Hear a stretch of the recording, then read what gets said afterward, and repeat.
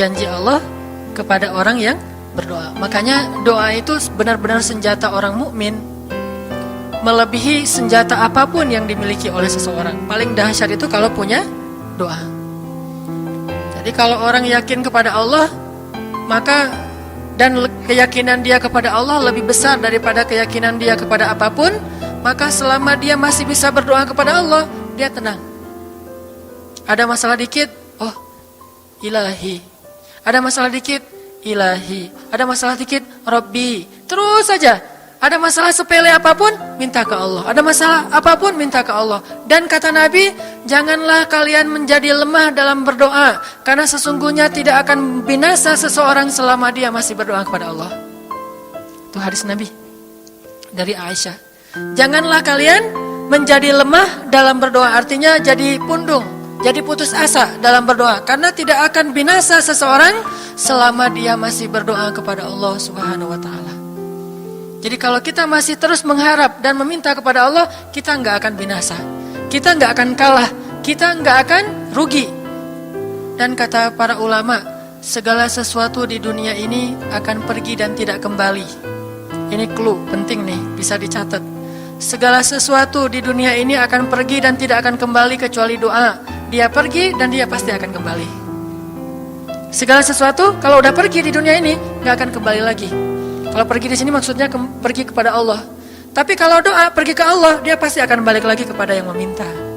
Satu-satunya yang pergi ke Allah dan kembali di dunia ini hanyalah doa.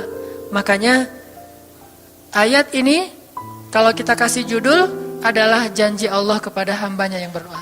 Allah berjanji, apa kata Allah? Inni qaribun. Aku itu dekat. Maksudnya gak mungkin aku gak dengar doa kalian. Begitu kita berdoa, kita pikir, Allah dengar gak ya? Jangan-jangan kok doa saya belum diijabah, kayaknya Allah gak dengar yang kemarin, saya harus keraskan lagi suara saya. Enggak, inni qarib. Arti inni qarib, aku itu dengar banget apa yang kamu ucapkan. Gak usah diucapkan, di dalam hati aja Allah udah dengar. Siapa yang pernah berdoa di dalam hati terus langsung Allah ijabah? Rasulullah. Coba teman-teman buka awal juz kedua. Ayat surat Al-Baqarah ayat 144. Itu gara-gara Nabi ada harapan di dalam hati tapi gak berani ngomong gitu ke Allah. Cuma dipendam di dalam hati doang. Tapi langsung diijabah oleh Allah. Ayat surat Al-Baqarah ayat 144.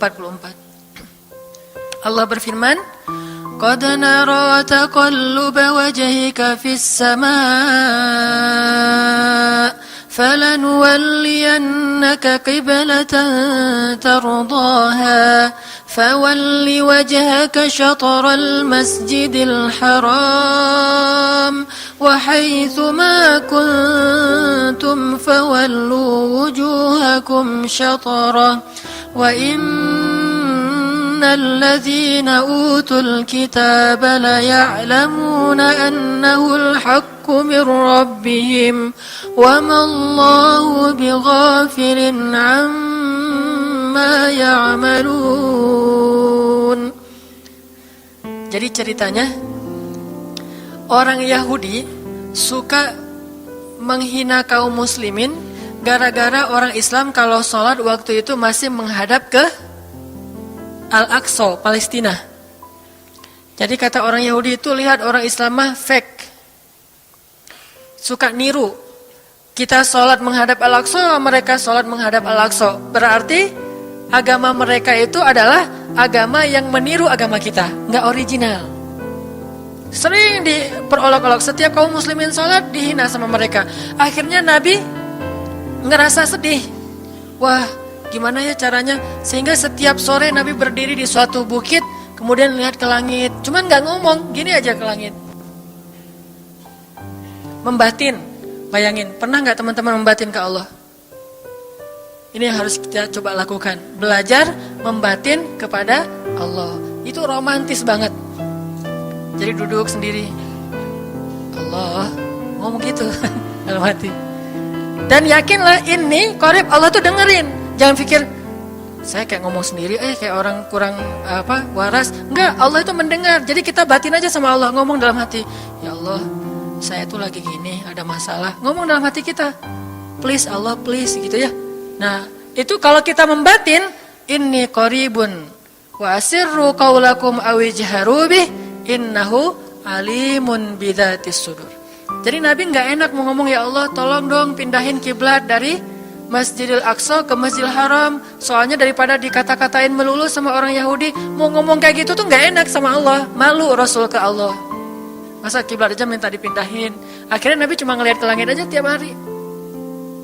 Udah selesai, pulang. Besok lihat lagi ke langit. Turunlah ayat ini. Sesungguhnya kami telah melihat bagaimana kamu selalu menengadahkan wajahmu ke langit. Maka kami palingkan kiblat ke arah yang kamu sukai. Coba lihat.